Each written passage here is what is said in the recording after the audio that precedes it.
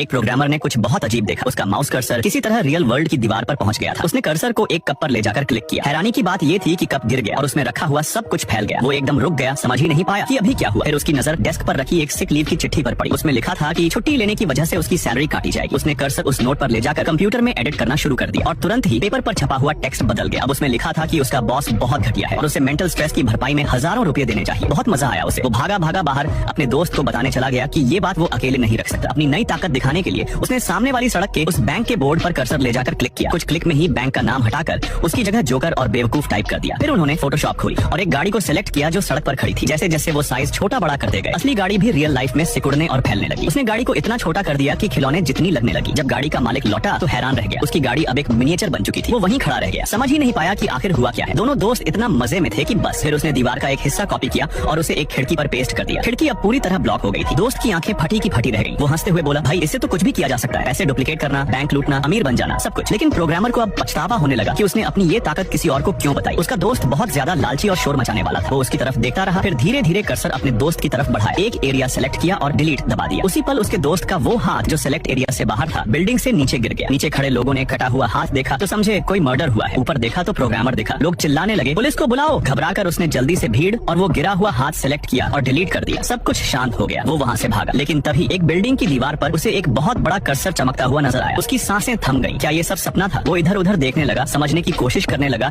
कि ये क्या हो रहा है। फिर उसने नीचे देखा और वहीं था वो बड़ा सा कर्सर अब जमीन पर था और सीधा उसकी तरफ आ रहा था। वो हिल भी नहीं पाया। पीछे हटने की कोशिश की, लेकिन कर्सर उसकी हर मूवमेंट को ट्रैक कर रहा था। अब वो उसके ऊपर आ चुका था। एक तेज सफेद लाइट उस पर पड़ी। उसने अपनी आंखें ढक ली, दिल जोरों से धड़क रहा था और फिर क्लिक। एक पल में वो सिर्फ मांस का ढेर बनकर रह